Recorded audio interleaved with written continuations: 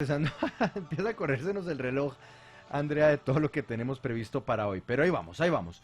Y nos vamos a adentrar, bueno, Sí, tema delicado, muy delicado. Porque mucho. creo yo, Andrea, que de repente esta situación y esta realidad del confinamiento, pues obviamente nos ha cambiado la agenda y nos ha cambiado los enfoques y nos ha cambiado digamos, hacia dónde estamos mirando los medios de comunicación y los colombianos en general. Y uno de los asuntos que no podemos olvidar es la situación de los líderes sociales en Colombia. Sí, definitivamente es un problema que viene de años. Se ha intentado decir que entonces es culpa de este gobierno, del anterior, y que entonces este gobierno está haciendo todo, pero no lo dejan actuar, o que el anterior entonces dejó todo lo malo. Bueno, digamos que aquí no se trata de tinte político, aquí se trata de una responsabilidad que deben asumir los gobiernos regionales, el gobierno nacional, y se están haciendo esfuerzos, claro que sí, pero cada vida cuenta y por eso cada día también cuenta para la seguridad de los líderes sociales. Y la información que nos tiene también Mauricio es que desafortunadamente este año pues siguen subiendo esas cifras, y con este Mm. confinamiento uno pensaría que solamente lo que importa o la que es noticia es la cuarentena. Pues no, también siguen asesinando a los líderes sociales. Pues Andrea, continúa el asesinato sistemático de líderes sociales en Colombia. Este año, según el Instituto para el Desarrollo y la Paz, Indepaz, van 72 líderes o defensores de derechos humanos asesinados. La situación es crítica en departamentos como Cauca, Putumayo y Antioquia, que tienen además los más altos índices. Desde organizaciones sociales se está haciendo el llamado al gobierno para que se den todas las garantías. Mauricio.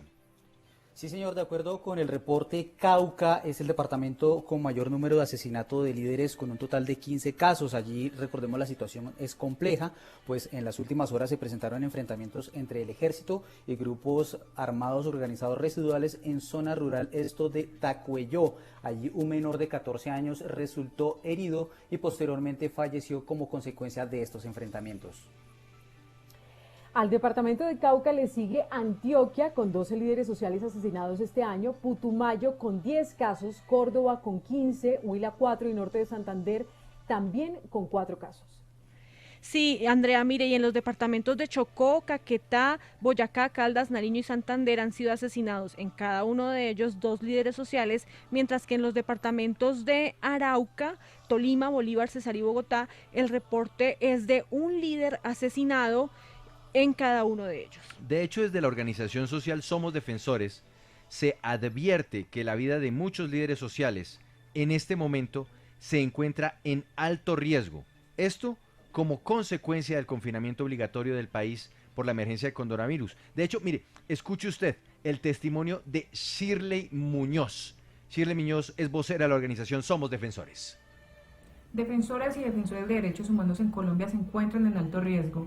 Por un lado, deben lidiar con una pandemia en comunidades vulnerables, muchas de ellas sin garantías de derechos ni servicios básicos, y por el otro, deben hacer frente a una violencia que ha estado de manera permanente en los territorios.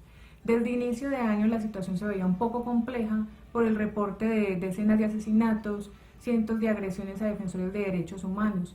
El programa Somos Defensores, por ejemplo, registró un total de 62 casos de asesinatos entre enero y marzo, cifras que están en proceso de verificación, pero que de entrada ya son muy altas. Actualmente la crisis se profundiza un poco más por el aislamiento obligatorio en la que nos encontramos todos los colombianos. Los líderes y lideresas sociales se encuentran en sus casas, sin poder moverse, mientras afuera los grupos armados siguen actuando, amenazándolos, atacando a la población civil y utilizando el COVID-19, la alta tensión que la pandemia ha tenido, como una sombra perfecta para que la violencia contra las comunidades tenga un bajo perfil.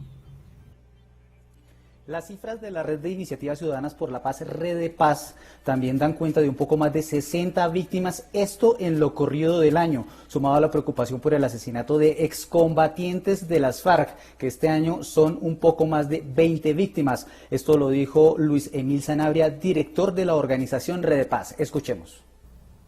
Sí, efectivamente la cuarentena, la pandemia, las medidas tomadas han elevado el nivel de riesgo de los líderes y lideresas en el territorio.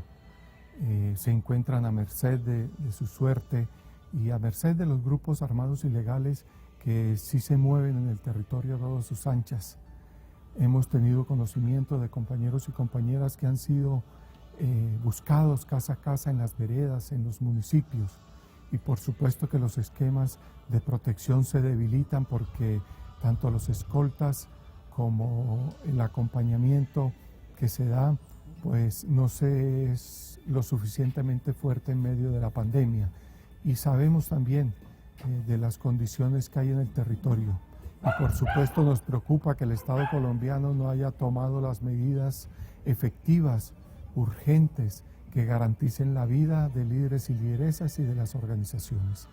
Se siguen presentando confinamientos, desplazamientos, ataques a las poblaciones, violaciones a los derechos humanos, infracciones al derecho internacional humanitario en zonas de combate como el Chocó, como el Bajo Cauca, el Catatumbo y otras regiones del país fuertemente afectadas por el conflicto armado.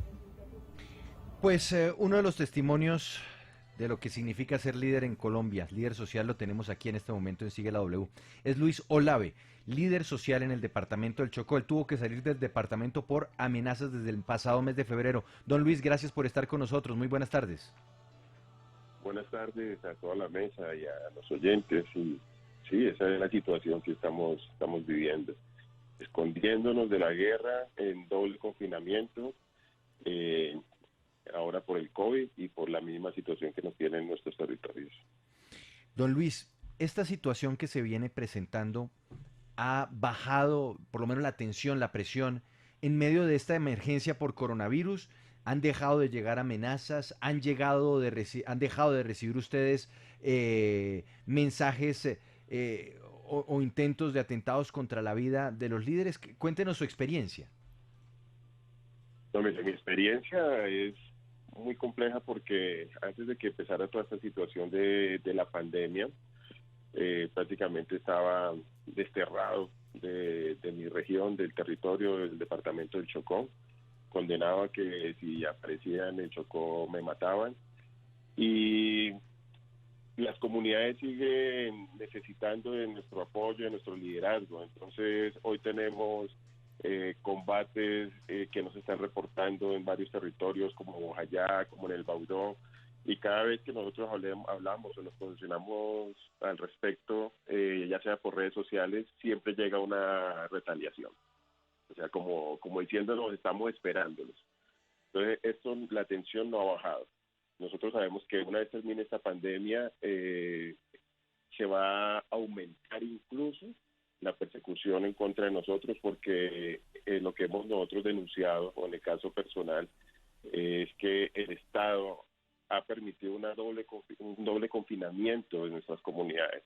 No están llegando ayudas, pero la gente está en combate. O sea, el ELN dijo en el Chocó y a nivel nacional iban a hacer una tregua por 30 días. Eso es mentira, porque en este momento siguen los combates en el Baudó, en el departamento del Chocó. Las autodefensas gaitanistas de Colombia siguen en combates y el ejército pues no ha hecho pues nada al respecto. Cuando nosotros nos pronunciamos, entonces por redes, que es lo único que podemos hacer, inmediatamente dicen, no se olvide que aquí estamos, yo tengo los mensajes que me han llegado. Bueno, o sea, la situación sigue crítica y yo estoy muy preocupado, no solamente por mí, lo que está pasando en estas comunidades, y tan pronto termine esto, ¿qué va a pasar? Porque hoy no saben dónde estamos, pero realmente no podemos tampoco quedarnos callados por mucho tiempo. Luis, en el caso suyo, usted tiene un esquema de protección y además la Corte Interamericana de Derechos Humanos así lo manifestó, lo pidió, solicitó estas medidas cautelares para usted. Usted quiso salir del país, pero por el coronavirus no lo pudo hacer, pero ¿cuenta con ese esquema de seguridad? Sí, yo cuento con el esquema de seguridad en el momento en donde me encuentro. Pero si quiero movilizarme a otra parte del país, o como lo estaba tratando de hacer antes, no contaba con el mismo esquema de seguridad. Yo salgo del Chocó, a donde estoy ahora pues tengo protección, pero cuando yo quiera volver al Chocó, la seguridad que me prestan es mínima. Muchas veces me dice que me tengo que apoyar con la policía, y habla uno con la policía que no pueden porque están ocupados en otras cosas. Entonces realmente no hay una atención. Por ejemplo, yo tenía una reunión para hacerle un seguimiento a las medidas de protección que tengo, ordenadas por la por la Comisión Interamericana de Derechos Humanos, y la cancelan también por la pandemia. Entonces había una reevaluación de riesgo que me estaba haciendo la UNP y también está cancelada por la pandemia. Entonces todo está quieto, pero nuestra vida sigue en riesgo. Entonces no es solamente tener el esquema de seguridad en este momento, sí, que sí está limitado, como le decía un compañero hace un momento, porque sí está limitado, porque los escoltas también tienen ciertas limitaciones para salir, que pues todo lo que está pasando nos están reprimiendo todavía aún más. Pero lo preocupante de esto es que cuando queramos salir, automáticamente nos van a decir que no se puede mover aquí, que no se puede mover allá. Yo personalmente sí estoy interesado en salir del país por un tiempo. Es más, ya he estado fuera del país y regresé al país por un compromiso que se hizo con el embajador de Colombia ante la OEA, el señor Ordóñez, y que me dijeron, y el viceministro del Interior en su momento me dijeron: vuelva al país, nosotros le damos todas las garantías, y volví al país y las garantías no están. Entonces aquí no hay garantías para los líderes sociales. Ay, don Luis. Don Luis, gracias por estar con nosotros. Vamos a hacer una pausa y al regresar nos vamos con el director de Indepaz, precisamente a hacer el panorama nacional de lo que está pasando con los líderes sociales a pesar del confinamiento. Ya volvemos, sigue la W. En el departamento de Chocó nos decía que le toca salir del país, pero sigamos con nuestros invitados. Mauricio, ¿a quién vamos a saludar ahora? Saludamos a Camilo González Pozo, él es presidente del Instituto para el Desarrollo de Ideas y Paz, Indepaz. Doctor Camilo, gracias por atender esta entrevista en Sigue la W. Y cuéntenos, en este momento de confinamiento en todo el país, ¿cuál es la situación y cuáles son esos departamentos donde está más grave la protección para los líderes sociales y defensores de derechos humanos? Sí, muy buen día. Como decían ahora ustedes en el reportaje, las situaciones más críticas se están presentando en el Cauca, Antioquia, Putumayo, Córdoba, Huila y norte de Santander, porque son situaciones críticas para comunidades, ¿no? Y por supuesto, si las comunidades son doblemente confinadas, sometidas a las dictaduras del miedo, pues los líderes son los que salen a defenderlas y los que llevan el golpe de las agresiones. Entonces tenemos situaciones muy críticas. Yo creo que lo que se presentó en Tacuelló, en el municipio de Toribío, el día de ayer, estos enfrentamientos donde este grupo llamado Carlos Patiño pues ha tratado de violar los controles que tienen las comunidades, eso pues ha afectado muchísimo la situación. La Guardia Indígena sale a hacer el control del territorio, las autoridades de los cabildos se pronuncian en contra de la presencia de armados en sus territorios y son objeto de represión. Esa es una lógica que está muy ligada pues a la situación de los intereses de rutas y de darle continuidad a negocios de narcotráfico o de imposición de dictaduras contra la población. Y así sucede en otras regiones. Lo de Argelia ha sido terrible. Ahí tenemos en Argelia como en Putumayo una situación que se cruza con el tema de la sustitución de cultivos ilícitos. Que son comunidades que están a favor de un programa de sustitución, que son agredidas por estos grupos armados, en el Putumayo la llamada Mafia de Sinaloa o el Frente 48, todos estos grupos narcoparamilitares que amenazan a la gente si se compromete con programas de sustitución. Y por el otro lado la gente se encuentra con que llegan también las campañas de erradicación forzada, entonces están entre la espada y la pared como en Argelia. Entonces tenemos esa problemática, son comunidades sometidas a doble confinamiento, a dictaduras que son agredidas, entonces por eso tenemos en medio de la pandemia, desde que se decretó pues a nivel nacional esta cuarentena, el asesinato de 7 líderes sociales, ¿no? en el país, pero sobre todo el confinamiento y amenazas, desplazamiento. Lo del Chocó ha sido algo verdaderamente doloroso que se ha presentado por estos enfrentamientos entre el ELN y el llamado Clan del Golfo.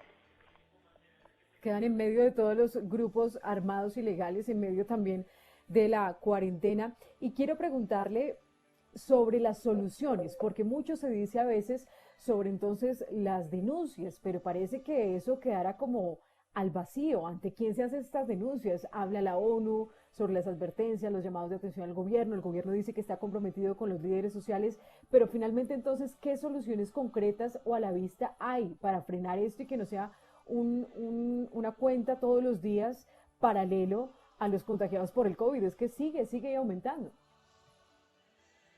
Pues hemos tenido este año un registro de 72 asesinatos, una variación. En enero fueron 31, en febrero 24, en marzo 15, en abril ya van 2.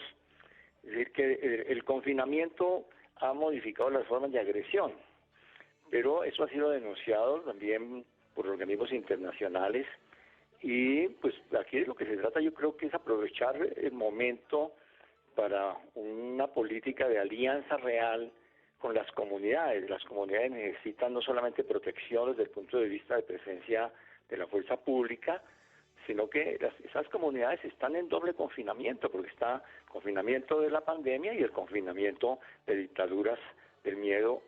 Entonces lo que necesitan es que lleguen los apoyos. Yo creo que son zonas donde más o menos están ubicadas unas 400.000 familias en las situaciones extremas de pobreza, sin posibilidades de movilidad, con restricciones de acceso a bienes, a alimentos. Entonces yo creo que de los 50 billones que ha presupuestado el gobierno, que los especialistas dicen que deben ser dispuestos para la emergencia, deben destinarse una parte importante, es decir, no sé, el 5 o el 10% para estas regiones, de modo que lleguen los alimentos, lleguen los auxilios y se fortalezca a las comunidades. No solamente, ahora aprovechando que las comunidades tienen una disposición grandísima a la autoprotección. Se han fortalecido las guardias campesinas, indígenas, cimarronas, las juntas comunales hacen control del territorio, ayudan con las autoridades sanitarias, y en todas partes están pidiendo apoyos, ¿no? Por ejemplo, no solamente en estas regiones críticas, en otras regiones, en la Sierra Nevada, en la Guajira, en muchos departamentos escuchamos la solicitud de la gente. La gente dice, ponemos nuestros esfuerzos, nuestra gente, para ayudar a controlar la pandemia, a prevenir la extensión de esto, y necesitamos una alianza con el gobierno. Yo creo que hay un camino, es tomar a las organizaciones, a las juntas comunales y a las organizaciones técnicas de estas regiones como los aliados más importantes para enfrentar los problemas, los riesgos, tanto de la pandemia como de estas amenazas a la vida y las agresiones que se están presentando. Venga, doctor Camilo, ¿qué pasó con la reunión que se estaba haciendo semanal o mensualmente de la Comisión Interinstitucional para frenar el asesinato de líderes sociales en Colombia y esclarecer estos crímenes? Pues la verdad que desafortunadamente se ha paralizado el funcionamiento de algunas instancias que le hacen seguimiento y buscan coordinar esfuerzos, ¿no? La Comisión Nacional de Garantías de Seguridad, de la cual yo soy miembro, con el presidente de la República, el fiscal, el defensor, el procurador, pues no se ha vuelto a reunir, no hay ni siquiera una circular que diga vamos a mirar la situación para hacer garantías de seguridad en medio de la pandemia, las mesas de garantías que se han conformado, que el Ministerio del Interior ha estado propiciando en el pasado, están detenidas. Yo creo que no puede paralizarse el Estado. Yo creo que el Estado tiene que seguir, por supuesto, adecuado a las circunstancias, a las dificultades de relacionamiento, pero sí la presencia de la comunidad. Yo creo que no se puede olvidar, porque no vamos a llegar a simplemente que lo único que funciona es lo militar, ¿no? Sí. Y lo único que se puede movilizar fácilmente, y la gente queda al margen de lo que es su participación en la autoprotección, que es fundamental.